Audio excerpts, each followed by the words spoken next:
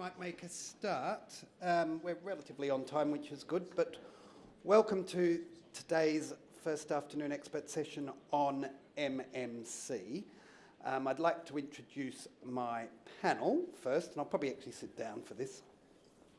So immediately on my left, for those that you don't already know, Michelle Hanna, who's a director of CAST Consultancy, obviously very involved in MMC.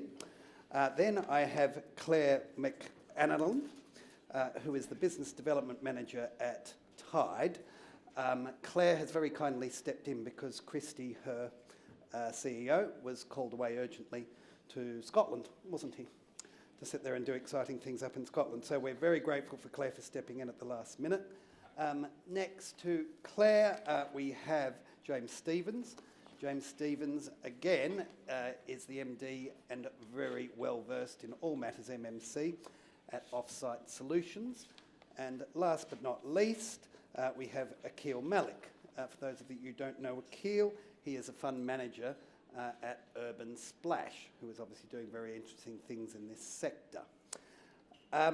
We are going to sit there and look at today, ultimately, about MMC and obviously to the extent that there is a mistaken identity vis-a-vis MMC, where we are on that long journey in relation to achieving MMC and more efficient and sustainable development.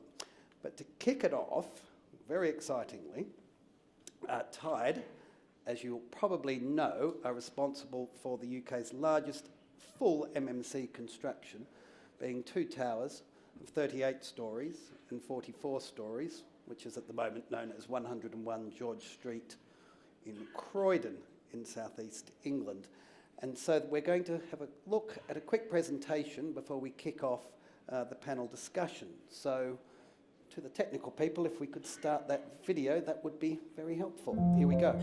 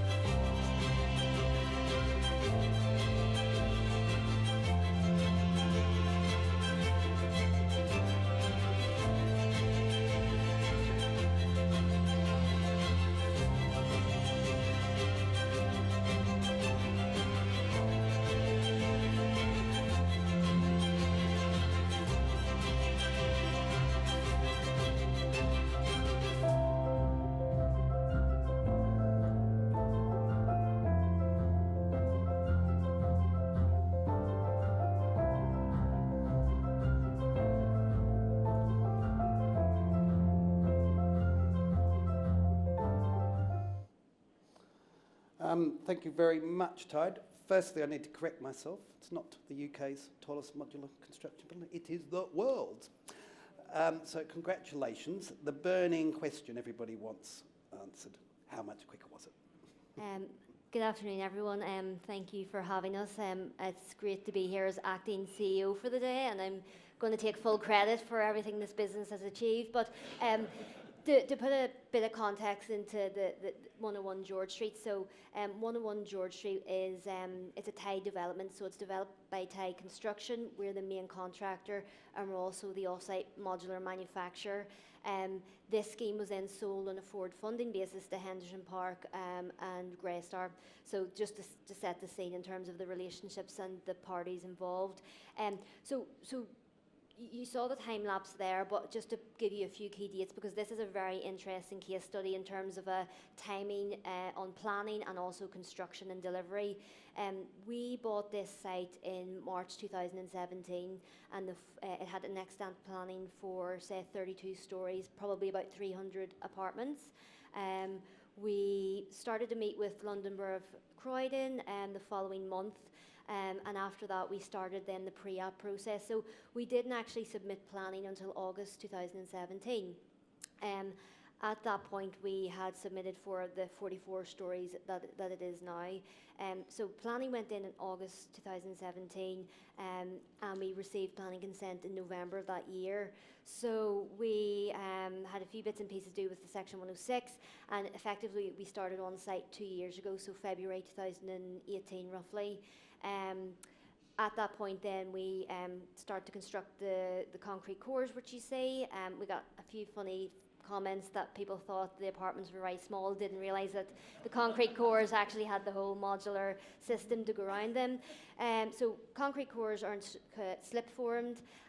Then we have 1,526 modules that we had to install, and that was done in a 35-week construction programme.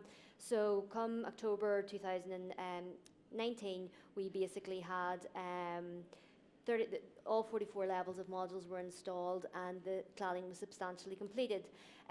Now we're fundamentally finished on site. We're simply finishing some cladding, interior fit out of the common areas, and commissioning, of course. So I guess if you want to look at the context in terms of timings, how much quicker was it? From us starting the planning process to the delivery of 546 apartments is about 3 years, okay? The full construction programme then is about 26 months. We figure that if we were to do this traditionally, it would probably take in excess of 4 years, plus you would have the planning on top of that. So this is a good case study in terms of when you have a proactive borough in terms of planning, when you've got a modular delivery method, and when you have funders that are willing to embrace innovation, it shows that you can create 546 new homes far faster and more sustainably. 3 years. Yeah, exactly. I think we'll come on to the integration model that Tide's very proud of in birth to completion. Mm-hmm. But before I do, James, I might just ask you, obviously your experience in the MMC industry for pretty much as long as anybody in the UK. We were discussing yesterday, obviously, the importance to achieve these outcomes with MMC, particularly in relation to the construction phase. It's critical to be involved early. Yeah, In that. And how early, I think, is the question I'm asking. that's absolutely right. So from a bathroom pod perspective, early engagement is absolutely critical. It gives you the opportunity for better design and also, more importantly, design out costs. So if you're looking at the ideal process in terms of timings, we'd say stage 3. So once you've got that design development, and really at that stage what you're looking at is not so much the fit out can come later on. It's pod integration and interface. How do you actually get these modules into the building? How do you connect them easily? And if you go through that process at stage 3, very often you can design out complexity, and if you're designing out complexity, normally you're designing out costs. Unfortunately, we do find that a lot of schemes come to us, stage 4 plus, and really the only opportunity we have there is just to manufacture to the according design. So unfortunately, you inherit the scheme with whatever inefficiencies it may have in it, or whatever opportunities there could have been to reduce costs and make everyone's life easier on site. And what's driving that process at the moment, in the sense that you are only getting involved later on and sort of stuck with the design and then, square pegs and round holes? Yeah, it's the natural procurement cycle of construction, and it's the late appointment of the main contractor. So the main contractor is only going to come to us when he has some form of contract in place, at which point it may be too late to influence the design and make changes that could save costs going through the process. So what we try and do is to get around that, is trying to engage much earlier on under pre-construction service agreements or the like with the end user, the developer, or whoever's actually got a main interest in the scheme itself. Okay, there's obviously a theme developing here of what Claire said, and that segues nicely to Michelle. Procurement. Do we have to change the way we procure construction projects with MMC, and that our systems have to match the MMC model? The short answer is yes. As James has set out, we think about the delivery of a home in stages. So we think about it from we've got to get planning for it, so it's all about the development and the design of the home as one separate stage, and then we think about the construction as an isolated part. We need to look at procurement and buying services that integrates those two together. We are starting to see clients or developers recognising that. There is many examples over the last couple of years of clients looking to integrate the design of a specific bathroom pod, to take that example, early on in the process. It's just not happening enough.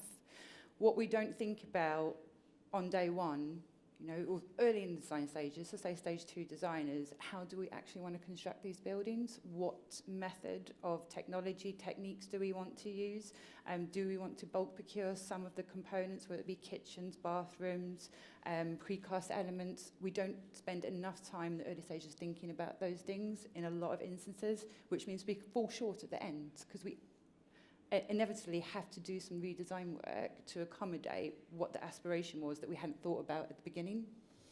Yes, I think we'll get on to integration of MMC in the developer business model at the end of the day, and certainly on the construction side.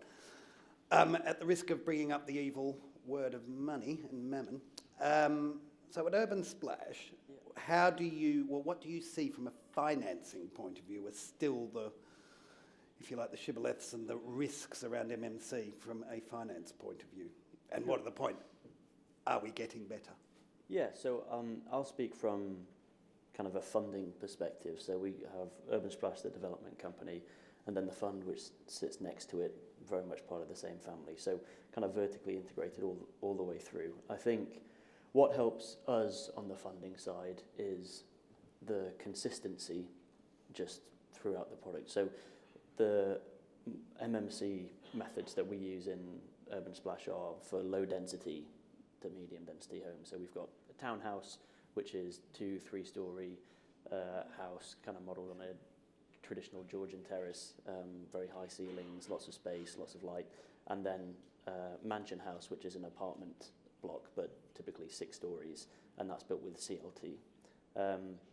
And from a funding side, we are able to take comfort with it because we do a lot of due diligence on the specific products. So we'll look into a lot of detail on townhouse and on mansion house and iron out anything that we're unsure about. But once we've got that, we can so we've got an £800 million pipeline over the next 3 years, and about over 60% of that is either townhouse or mansion house, so some variant of MMC. And because we're comfortable with it, we can now just roll out as and when we need to deploy capital. So the consistency element for me makes the funding side easier. What we are seeing is, also I speak from banks and financing, that they are broadly comfortable with it as well. We haven't had too much pushback. So on the debt finance? Yeah, on debt financing, yeah. The examples of it have been around now, specifically of our houses and apartments for close to 5 years. So it's not as if they're untested. So we actually have seen people quite open to it from a financing point of view. Okay. That's certainly my experience that we are all heading in the right direction. I still think we've got slight problems with MMC when you're offering up security to institutions on a fixed income basis, but we are getting better. On that point, just where we're on finance, I think one for you, James, or Akil. I mean, how much are we now seeing financiers and investors looking at MMC as potentially driving better returns as a result of better OPEX margins and life cycle maintenance. In MMC, we all sit there and immediately think of MMC, great, it's reducing the capex outlay. It's quicker, etc., it's great, we get to completion, save lots of money. But I'm certainly seeing the interest in the investors and the finances of how that drives ultimately NOI at the end of the day. So from Offsite's perspective with bathroom pods, I think one of the advantages of that early engagement and speaking to the client is you can explain to the client that the relationship between CapEx and OpEx. Because very often with bathroom pods, what we're looking for is robust details so you can transfer it from point A to point B. Now, it may mean that some of the costs... What does that mean for the uninitiated? Well, build in the factory, put on a vehicle, transport it to site. Okay. Now, by its very nature, we're looking for robust details in order to do that. I'm sure it'll be the same with Vision and their modules. But if you have that early engagement, then you can help to influence spec. So you can start to say, look, if you have this product, it's slightly more expensive, but the life cycle is 15 years or whatever it might be. Some of the products that we're using in our bathroom pods have 25-year life cycles for plumbing and 50-year life cycles for ceilings. I mean, you'll never get that with a traditional model. But I think you need to have that dialogue and make clients understand that. And that's incumbent on us to get close to the clients and make them realise the relationship between CapEx and OpEx. I mean, and is that driving, I think this is maybe a question for all of you, and whoever wants to take it. I mean, is that modern methods of construction, longer life cycles, more robust, is that driving a move towards sustainability going forward in relation to housing? It's probably one for you, Michelle, I would have thought. I think, just take a step back, I think the definition of what modern methods of construction is something that is not clear. And I think that brings about challenges. So if I take panelised systems, are those modern methods of construction? I'd argue not in all instances. We've been using panelised systems for decades and decades, so it's nothing new. The process that we apply in delivering panelised solutions today is the modern part. And that's the bit that organisations or suppliers, manufacturing companies supplying those types of solutions are looking to improve the efficiency in what they're delivering to make a better quality product, which should inevitably lead to more sustainable products. From the clients that I speak to, sustainability is a driver, but I don't feel they choose a lot of the products based on the sustainability performance on it because they're unclear what it is. And I think that's because the conversations around sustainability now are quite immature in some respects, and there is some elements of it is treated as a marketing tool in some instances. And I think the more we start to see evidence to support the same sustainability factors being said as the benefits, the more it will become the driver.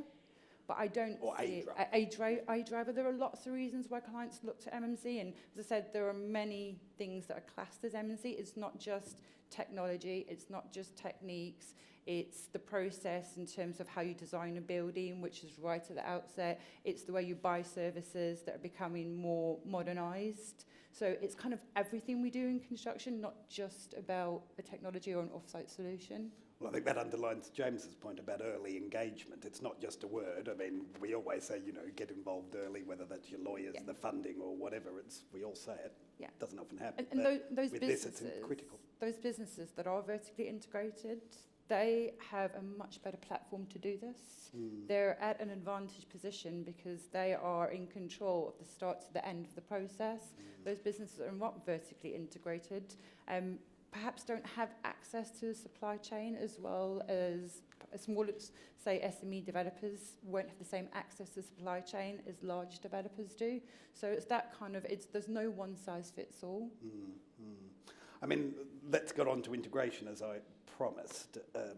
Michelle was saying this integration is very important as we adopt both these processes and delivery, and whether that delivery includes sustainability, cheaper maintenance costs, better NOI, it's all great.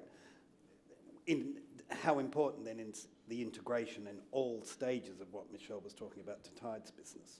Yeah, so Tide operate two business models, and speaking to people, some of you don't quite realise that we're actually developers ourselves. So we've a vertically integrated model whereby we're the developer, we're the contractor, and we're the off-site manufacturer. But we then also have a third-party contracting model whereby we'll be the main contractor, and we're also the off-site modular manufacturer offering a full turnkey solution. But in both those business models, Vision will act as a subcontractor, if you like, to both of those, whether it's the developer or the contracting wing of the business. You know, that's been our model. That's how we've done it for years. Why do we do it? It's about the control, I guess. We have 2 factories now with over 500 people employed in both. You know, it's great because we are attracting, you know, we feel like we're not immune to Brexit, but we are attracting, you know, males and females back into the construction sector. It's a settled workforce. It's less transient. They're in a warm, clean, settled environment. So we're attracting, you know, construction workers back or into construction again, I guess. And the reason I'm making that point is that we need security of pipeline for those 2 factories. So we need to be able to control what's coming into those factories. So those vertically integrated procurement routes are pretty important for us for that reason. I guess also is that it's tried, it's tested, it works, so we repeat it. It's the same, you know, set of skill set. It's collaborating with like-minded people. And I guess if it's broken, you know, if it's not broken, you know, let's not try and reinvent the wheel. But and if it does break, it's easy to fix. yeah, it's easier. Yeah, it doesn't break. No. But so for us, yeah, it's and I mean the market is telling us, you know, when we speak to consultants, you know, I think for MMC to really work and to, you know, be able to manage your supply chain and manage your pipeline, for us it has to be vertically integrated right now. I mean, that's interesting, and that's obviously aspirational. Urban Splash, Yeah. obviously you've got your very close joint venture relationships almost. Yeah, That exactly. in the technical sense with Seksui. So Yes. do you want to explain to the audience who Seksui is and what they do? Yeah, of course. So last year, May last year, we announced a joint venture with Seksui House, who are the largest home builder in the world. So they've built over 2 million homes, and Homes England, the UK government, and that was into our modular housing business. And for me, what was really interesting was what Seksui are doing in Japan. There are a number of differences, and not just Japan, but you know, across the world as well. But to see where this industry could be going in the UK is very exciting. You know, they have 5 million square foot factories around Japan, and they spend about 100 million quid on research and development every year, all on modular, and sustainability for them, to go back to your earlier point, is very much part of the business model. And even though in Japan they have this system where you build a house and then you'll knock it down in 50, 60 years and replace it, they kind of carbon offset and really make sure that their supply chain is as lean as possible. And that's something that when they came over to see, so we have a factory in near Nottingham, and they came and looked at that. They went all the way back through the supply chain and kind of started at the principle that all the dimensions in the UK are based on the size of a brick. So on all the panels that you'll buy and all the windows and all that sort of stuff, all comes down to that very simple principle. Yeah. And so then they said, you know, what you should really do is redesign your process, taking that into account. You shouldn't try and do exactly what we're doing in Japan, but you should do with what your suppliers are basing themselves on as well. So that combined with then this additional step of having a funder, so sitting next to the modular housing business, means that we can take that integration all the way through, and we're almost at the point where we know it'll take 8 weeks or so for a house in the factory, and we know how long it'll take us to rent that up if it's in an area that we already have a presence.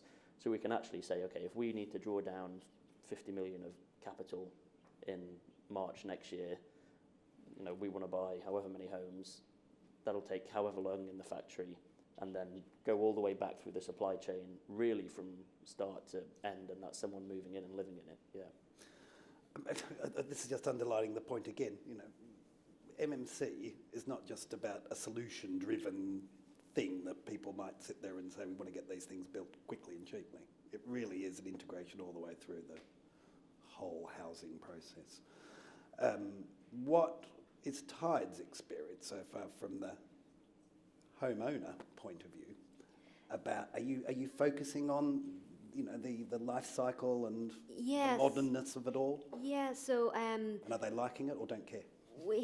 we don't typically hold our assets, so and I suppose it comes on a bit back to the funding point. So we usually sell our own developments on a forward funding model, or as I said, we act as third-party contractors.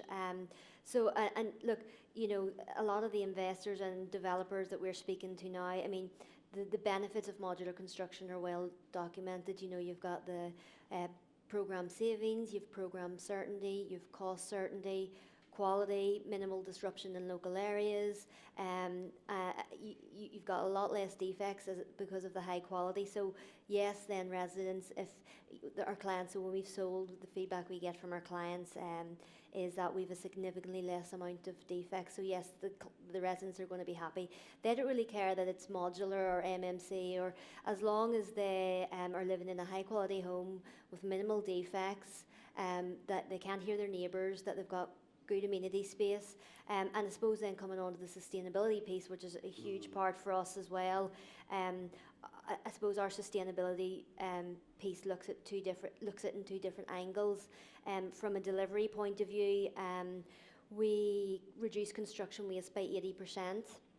97% of the waste that we do produce gets recycled, and that's because in a factory-controlled environment, it's a lot easier to manage our recycling centres. And the big thing then is a reduction in CO2, and everyone's talking about net zero or zero carbon by 2050. Bringing that back to the resident piece then, there's going to be lower utility bills. So they will care then whenever they can see the benefits of the system. So in terms of the life cycle piece, so we've delivered Greenford Quay that we saw earlier for Greystar, and that's 379 apartments. Heriot-Watt University was commissioned by HTA, who were the architects, to carry out a sustainability study predominantly looking at carbon. And so they looked at the delivery method and the CO2 embodied over the life cycle of the building. And what they found was that there was, because of the modular methodology deployed, there was typically, I think there was about 27,000 tonnes of CO2 savings, which sounds like a big number, but if you extrapolate that out, it's equivalent to us planting 160,000 trees or taking 7,000 cars off the road for that one building. So I think with sustainability on everyone's agenda, be that investors, us all in this room, they won't care that it's modular, but I think when you see the benefits and the cost savings for their utilities, yes, they will care. I mean, I must admit, what struck me in your time-lapse video, the construction looked really neat compared to what I normally perceive construction to be, which is great. James, on that sustainability point, I mean, obviously you being as part of the supply chain in relation to AMC, I mean, do you see that, these life cycle are really driving now sustainability issues I think in a meaningful way rather than just being words on a brochure? I think that's right. I mean, our main clients are main contractors, so they'll have obligations on them to push it down their supply chain. I think if you're choosing the right product with good life cycles and good design, you naturally end up in a position where you're ticking the box in terms of sustainability. Whether it's water consumption or you're using better products that don't need to be replaced or have a less maintenance regime or whatever it might be. All of those things do help naturally get you to that point where you are definitely adhering to more sustainable criteria. I mean, everything's, as often in the industry, is moving very quickly, particularly in relation to BTR and PRS. I don't want to sort of talk about where BTR is generally going at the moment. That's for other sessions and has been discussed in other sessions. Going back to Modernise or Die, which I personally just think was a terrible title for a paper, but anyway, well, it got people's attention, I suppose. How much support do you think the sector can expect, either from government or through, planning advantages or whatever, or, are we on our own? I can't see government giving planning advantages to anyone looking to do a a certain technology, I don't think government would come out in favour of one technology over another. There are already examples of central government through Homes England investing in off-site manufacturing through the work that it's doing with Urban Splash as a prime example. So there are things going on. Homes England is looking at its own portfolio of land and how it can joint venture with developers to deliver some form of MMC as part of those land opportunities. So they are doing things. Homes England is going on its own journey as well to test and understand the products that are available and how it can make a positive difference in their own developments through better quality products.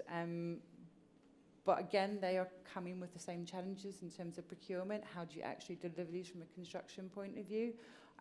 There may be something for government to look at from a procurement perspective that it can, with OJU, what happens with that? What does that mean for local authorities with Brexit? Can we look at a different way that actually allows them to buy services, still maintaining value for money, but not focusing in a way that actually does not give you value for money, rather focus on price? There may be things they can look at around that, but it's not going to be if you use this technology, we'll do this for you.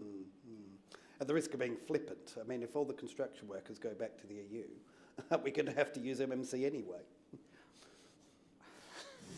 You don't have to. Well, no, but I guess what does that do? You have to use modular construction. Well, I've got no one to build anything. If that is the case, and we're in an environment where the only thing we can do to build homes is to use full volumetric modular construction, we've got a bigger problem because we don't have enough factories doing that to actually build the homes we need. So either way, we're pretty much not in a good place. I don't think it will come to that extreme. There is an absolute place for volumetric modular construction. I mean, just the work that Tide is doing, the work that Splash is doing, it absolutely demonstrates that. These are good quality built homes, and they are homes that are delivered quicker. They are delivered to budget. The budget's a big part of it. It's what clients look for. They want cost certainty as early on as they can in their projects. But we don't have enough supply in that sector. We're not going to have the volume we need to build the homes that we need. So we have to look at alternative ways of doing things in addition that complement volumetric. And so that is looking at panelized solutions. That is looking at clients becoming more ownership and control of their procurement and contracting directly with supply chains. And we are starting to see that happening. Yes. I mean,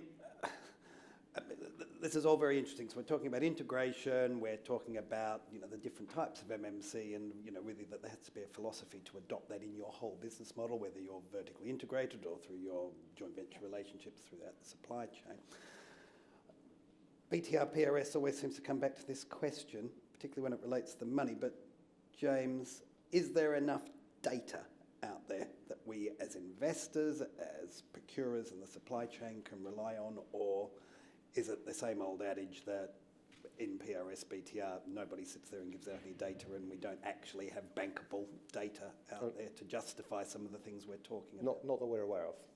And it may be that we need to look to other sectors which are a bit more mature, purpose-built student accommodation, for example, particularly with OPEX costs, looking at that as a guide. All we get really is... And the hotel sector, I would have... Hotel sector probably as well.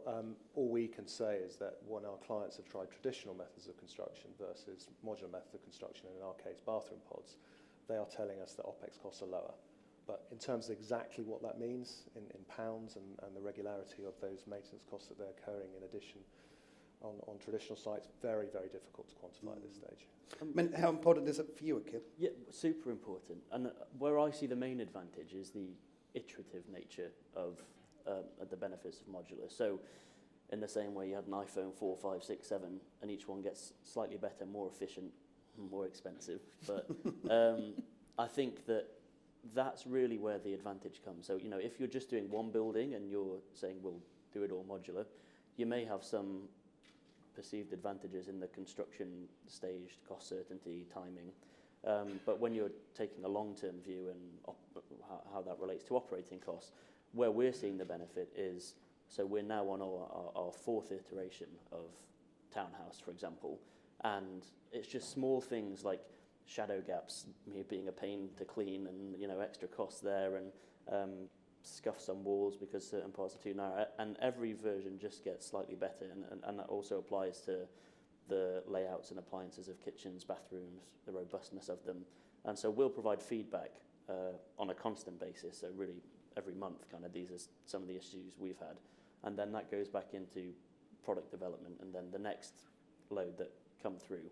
Not all of the things will be incorporated, but that's the way we're moving, and that's where we do see an advantage, because you can add your cost percentage just gradually decreases over time.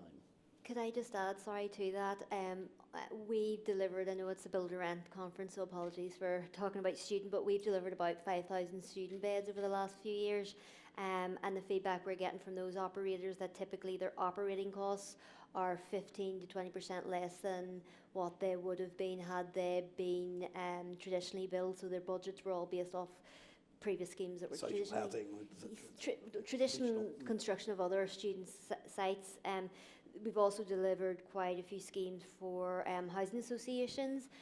Some are maybe 9-10 years old, and funny, Christy had met with some of them, and they were saying when they're coming to refurb and to managing defects and to recycle, kind of a repurpose, that the costs were a lot less for maintenance and then to refurbish, because the quality and the robust nature of the of our modular system kind of stood the test of time. So it's good to get feedback like that. Yeah, I think I'd probably say a lot of those advantages for us, and maybe for you guys as well, just comes down to the fact you have more control over the design element of whatever it is that you're building, because the savings come from smart design and thinking about things long term, and it's easier to do that in a controlled environment when you can be very precise about things as well. And at the beginning. Yeah.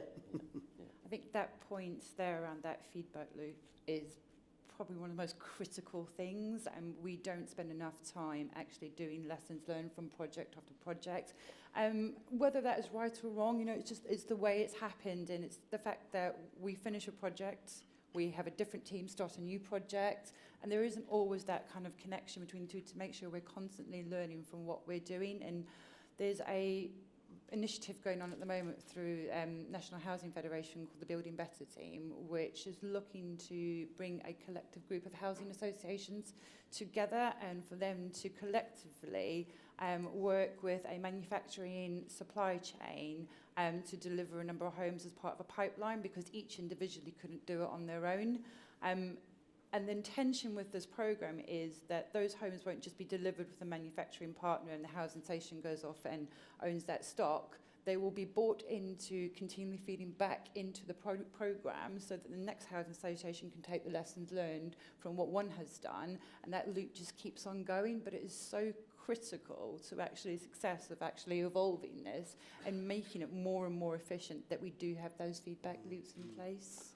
Well, that would be, I think that is critical. Obviously in the housing association world, they aren't as cagey about sharing data with other housing associations, and maybe not the very biggest ones, but generally speaking, they do have better feedback loops, and also the staff tend to just move through the sector on a constant rotational basis.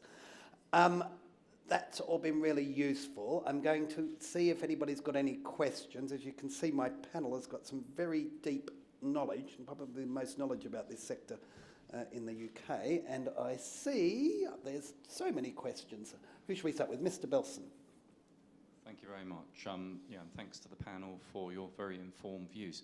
I'm a consultant in the PRS and BTR sector, and I work with quite a lot of clients that are very keen advocates of modern methods, as indeed am I. One of the challenges that we tend to find here is from the external funding perspective on getting funders comfortable around the how and where to perfect the security angle. Have you got any comments that you can make on that? That would be very helpful. I do, if nobody else wants to take it. We're still a long way away. The general rule of thumb, as offering them up as security units on a charging basis, whether it's in social housing or whatever it might be. The traditional rule is that they'll only accept in any security portfolio up to 10%. So that's, if you like, with the traditional institutional lenders, which isn't much. We are now moving away from that. There is so many more new entrants into the institutional long-term investment fixed income space on a securitised basis that we are seeing it improving dramatically, that we would now see in relation to a huge portfolio of securities moving towards 20-25%, and some of the very keen investors now accepting up to 50%. And there's vague rumours out there that some others who are desperate to get into this sector don't care. So in theory it could be 100%. But at the moment, heading in the right direction. People are now looking at it. Most of the big brand name high street banks actually now have at least have got a policy on relation to MMC and how much security they'll accept in the bond markets, and everybody else is now moving over themselves to try and sit there and increase that and get comfortable with it.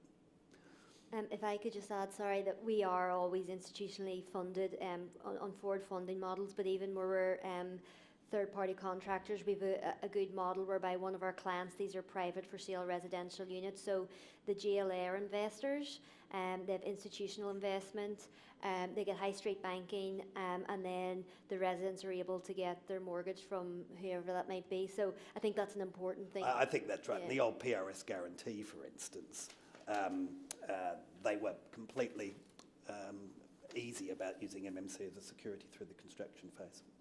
So it's getting better. It's still a lot of work. Yes. Hi, that was really interesting. I was really interested in some of the data you're starting to get back, even from more mature sectors, about savings in OPEX, because I think that could be a real key thing to attracting more people to use it. And I just wondered, actually, because you're at the forefront of this, you get guarantees, 15 or 20 years. Sometimes you save for some of the bits of kit. Would you get to the point where you're confident enough in manufacturing to say to a developer or an investor who's thinking about using this, well, actually, one of the advantages, we will stand by our product and we will provide some sort of guarantee that actually says you will have a reduced OPEX? Do you have the confidence yet to pass that on, if you know this savings, to reduce any risk somebody as a funder or developer or investor is looking at this, to reduce that risk or any doubt about the construction? Good question. I don't think we're quite there yet. What we can certainly do, because very often we're back to back with our supply chain, using their product gives us a certain life cycle or a certain guarantee behind it. Whether that will significantly result in reduced OPEX to a certain figure is very difficult to make that connection. I think we're getting closer, working with our supply chain and then working with the end user, but in terms of actual data that we can provide, support with a guarantee, I don't think we're quite there yet. I'm sure someone from NHBC would have something to say about that. Yes, over there on the mid-left, my mid-left.